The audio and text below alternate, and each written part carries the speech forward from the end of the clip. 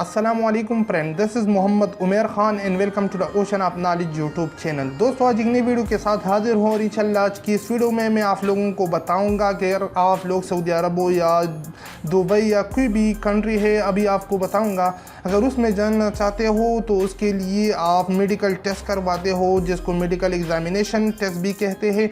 तो उसके लिए आप लोग किस तरह ऑनलाइन अपना एक अपॉइंटमेंट बुक कर सकते हो। जी हाँ, तो अगर आप लोग जानना चाहते हो तो इस वीडियो को लास्ट तक देखते रहें।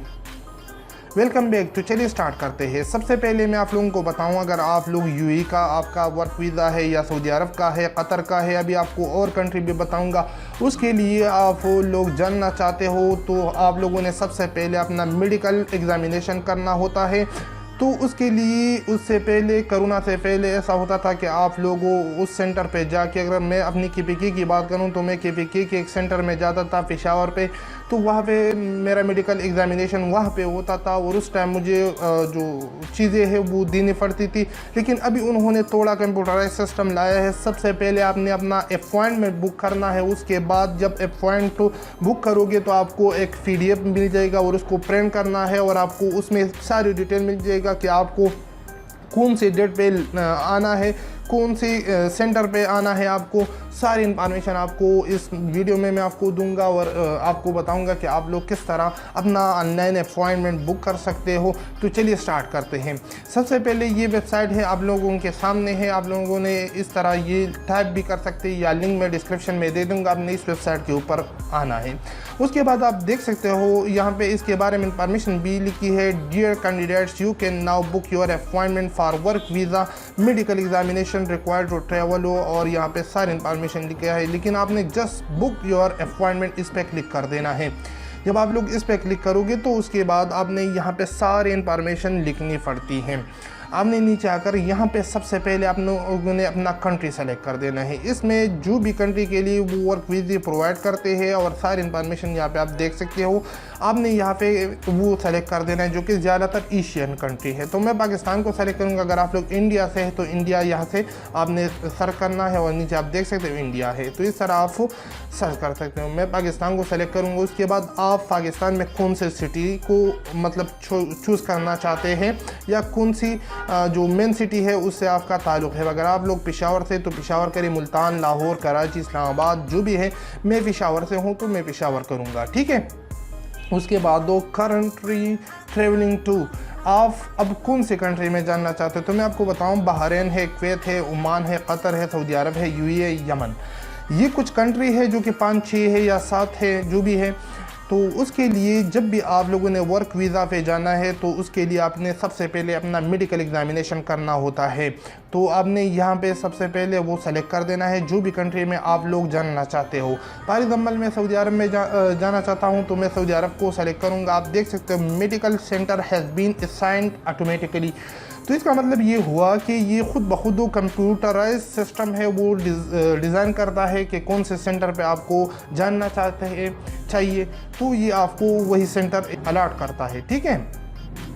यहाँ पे कैंडिडेट्स इंफॉर्मेशन, आपने यहाँ पे सबसे पहले अपना फ़र्स्ट नेम लिखना है। तो मैं लिखता हूँ अपना जो भी है फ़र्स्ट नेम, ओके। आप लोगों को जस्ट समझाने के लिए यहाँ पे मैं कुछ भी लिखूँगा, ओके, मोहम्मद। और उसके बाद आप लोगों का लास्ट नेम आप लोगों ने पासपोर्ट पे देखकर इस तरह लिख सकते हो। उसके बाद आपने यहाँ पे डेट ऑफ बर्थ सेलेक्ट कर देना है, ठीक हो गया। तो आपका जो भी डेट ऑफ बर्थ है यहाँ पे क्लिक करिए। यहाँ से ईयर को चेंज कर सकते हैं। फॉर एग्जांपल यहाँ से मैं कोई भी डेट ऑफ बर्थ सेलेक्ट करता हूँ। उसके बाद यहाँ पे महीना सेलेक्ट करें और यहाँ पे डेट सेलेक्ट करें, ठीक हो गया। उसके बाद आप लोगों ने यहाँ पे पाकिस्तानी नेशनलिटी आपके पास कौन सी है, पाकिस्तानी है या इंडियन है, आपने यहाँ से वो सेलेक्ट कर देना है। मैं पाकिस्तान से हूँ तो पाकिस्तानी सेलेक्ट किया। उसके बाद जेंडर, आपने यहाँ पे मेल है या फीमेल है वो सेलेक्ट करना है। उसके बाद मटीरियल स्टेटस, अगर सिंगल है तो सिंगल सेलेक्ट करें, अगर मैरिड है तो मैरिड सेलेक्ट करें, ठीक हो गया। बहुत ही आसान है। उसके बाद पासपोर्ट नंबर, आपने यहाँ पे अपना पासपोर्ट नंबर डालना है। याद रखिए सही तरीके से पासपोर्ट नंबर डालें वरना मसला आपको क्रिएट हो सकता है। तो मैं यहाँ पे कोई भी पासपोर्ट नंबर डालता हूँ आप लोगों को जस्ट समझाने के लिए मैंने ये डाला। उसके बाद आपने ये पासपोर्ट यहाँ से कॉपी करके इसके अंदर भी डालना है, कंफर्म कर देना। अगर कॉपी पेस्ट नहीं हो रहा तो आपने दोबारा यहाँ पे लिखना पड़ेगा, ठीक है।